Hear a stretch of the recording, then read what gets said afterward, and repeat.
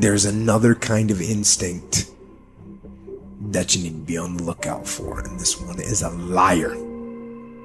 This one is a saboteur. This one is a backbiter. This is the instinct that says, you've had enough. You've given it your best shot. You can stand down. You can back off. You can rest now. Which sets up this problem for all of us. You're never gonna feel like it. It's your job to make yourself do the crap you don't want to do so you can be everything that you're supposed to be. And you're so damn busy waiting to feel like it. And you're never going to. And that's the problem. There are those of you, you're still immature. When your excitement is up, your effort is up. But when your excitement goes down, your effort goes down. For some of you, you're too seasonal. When you're excited, man, you coming to work the first week, the first month, the first 3 months when you got that job, you were excited, and so you was putting forth effort. You on blade, you got comfortable, and you're not excited no more. And guess what happened? Your effort has gone down. So do me a favor, get off of that feeling stuff. Get off your excitement.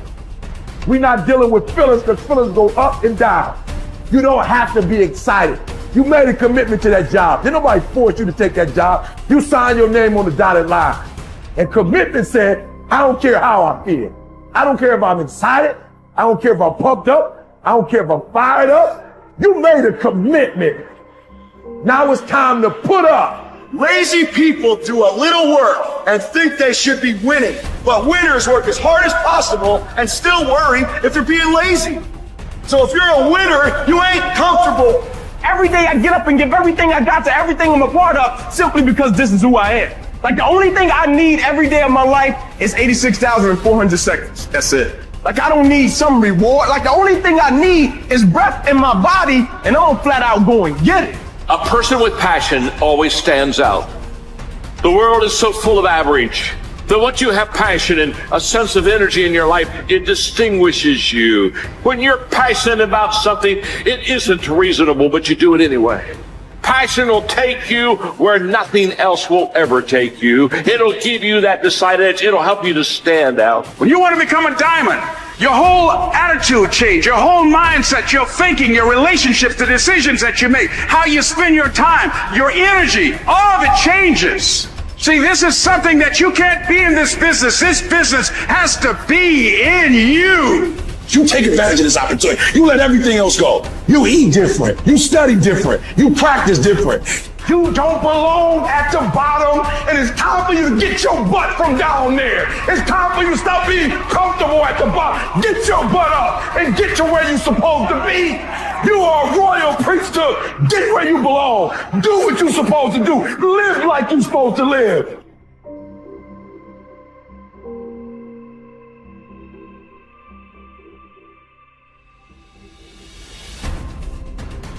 Get better every day. Socrates didn't know much. There wasn't much he held for certain. But he was sure, he said, that we cannot remain as we are.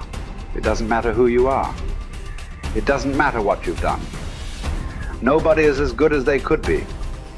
Nobody is perfect. Everybody can improve. There are few self-fulfilling prophecies more important or more dangerous than this. If you think you have room to grow, you do, and you will.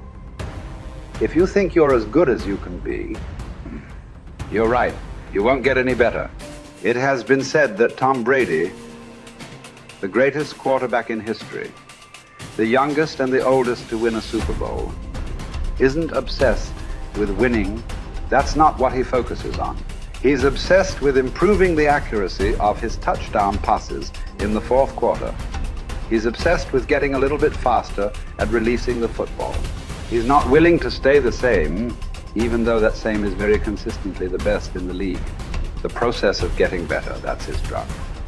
That's the dragon he chases. That's how he is able to defy aging and all expectations.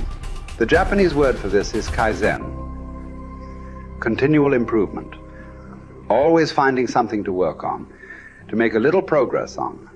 Never being satisfied, always looking to grow. Revolution, transformation, That's what amateurs chase. The pros are after evolution. If the first step is just showing up, committing to doing something each day, then the next step is finding something to focus on getting better at each day. And in this, where cumulative improvement meets compounding returns, we can harness one of the most powerful forces on earth. Think about it. Most people don't even show up. Of the people who do, most don't really push themselves. So to show up and be disciplined about daily improvement. You are the rarest of the rare, and if improvement sounds difficult, how about just making fewer mistakes? This is what Gehrig's manager said about him. The secret to Gehrig's incredible trajectory as an athlete wasn't just his commitment. It was that he never made the same mistake twice. The guy who began his career blowing at least one play per inning improved to one mistake per game, to one per week, to one per month. To err is human. But to err is each day is to become closer to the divine. We not only hold ourselves to a standard, but we ratchet the standard up as we go. Just as with weight training, what we're lifting should be steadily increasing with each subsequent workout. Our unwillingness to be satisfied with our performance, to be done with our progress, is what keeps us from plateauing. It drives us forward. Is it a little discouraging that we never seem to arrive? That our standards rise just out of reach of our abilities? Absolutely not. We move the goalpost so the game doesn't get boring, and more important, so it never ends. Ultimately, this brings us more pleasure and more satisfaction. We reach heights we'd never have been able to see otherwise. Do you want to be rotting or ripening? Are you getting better? Because if you're not, then you're probably getting worse. Anyone, whether they're a professional athlete or a house cleaner, can get better at their job. You can get better at being a person, a citizen, a son or a daughter. You can get better at how you think, how you focus, what you think about. Just as one person delights in improving his farm and another his horse, Epictetus would say, riffing as it happens on Socrates, so I delight in attending to my improvement day by day. He said this as a man who clawed his way out of slavery. He said this from exile. He said this as one of the wisest men in the ancient world. And still, he was focused on how he could get better every day, in every way.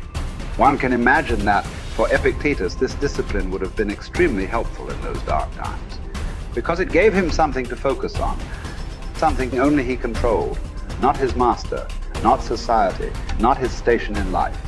But this discipline is also helpful in the good times too, preventing one from getting too cocky or complacent. It doesn't matter what the scoreboard says, or the bank balance, or the sales figures, or the headlines. You know whether you're getting better or worse, whether you're making progress day to day. And if you are, wonderful. If you know there is room for improvement, also wonderful. Either way, your marching orders are the same. Come what may, success or failure, fame or misfortune. A focus on progress lets us look ourselves in the mirror with pride and ignore all the commotion in the background. It's the journey of a lifetime. In fact, that's the way to think about all of this. How much progress could you make if you made just a little each day over the course of an entire life? What might this journey look like? Where might it lead if each bit of progress you made presented both the opportunity and the obligation to make a little more progress, and you seized those opportunities, you lived up to those obligations each and every time? Will you choose to take this journey? Will you continue on, even when you've reached further than you ever thought you could go? Or will you stop there? Are you going to keep practicing? Or have you decided that this is good enough? That you're good enough? Will you remain as you are? Or become what you're capable of? Because once you stop getting better, there's only one direction to go. Do the best you can. The Emperor says in Marguerite Yourcenar's beautiful novel Memoirs of Hadrian, do it over again. Then still improve, even if ever so slightly, those retouches. It's a beautiful irony. You're never content with your progress, and yet you're always content. Because you're making progress. What does it mean to live an infinite life? Clearly, our lives are finite. We're born, we die, we come, we go. But life is infinite. The game of life will continue with us or without us. Which means every single one of us has a choice. We don't get to choose the nature of the game. Life is infinite. We don't even get to choose if we want to play in the game or not. Once you're born, you're in it. We get one choice. Do you want to play with a finite mindset, or do you want to play with an infinite mindset? To play with a finite mindset means waking up every day and say, I'm going to be the best, I'm going to be better than everybody else. I'm going to accumulate more power, more responsibility, more money, whatever it is, whatever your metric is, I'm going to get more than anybody else. Me. And when you die, you take none of it with you. Or we can choose to live our lives with an infinite mindset, which means I'm going to leave this world, this school, in better shape than I found it. It means I'm going to devote my life to see that those around me rise. And we know that we're living with an infinite mindset because our obsession is seeing that we have an impact on the lives of the people around us. We've all had teachers, and some of you are those teachers, where 20 or 30 years from now, I can go to one of your students and say, you're a remarkable human being, you've accomplished so much in your life. How did you become the person you are today? And they will tell me your name. We all remember the teacher who believed in us. We all remember the teacher who had our backs. We all remember the teacher who saw something in us that nobody else saw. We've forgotten all the others, but we remember those couple. And that's what it means to live with an infinite mindset. It means we divert ourselves to that mindset for everyone in our lives. That other teachers will say that about us. Other principals will say that about us. Other students will say that about us. Our friends will say that about us. I am who I am today because of you, and I will commit to live the same life that you taught me how to live. And you will literally live on beyond your own lifestyle, your own lifetime. That when you're gone, others will carry your work for you. This is what it means to live an infinite life, and it is just a choice.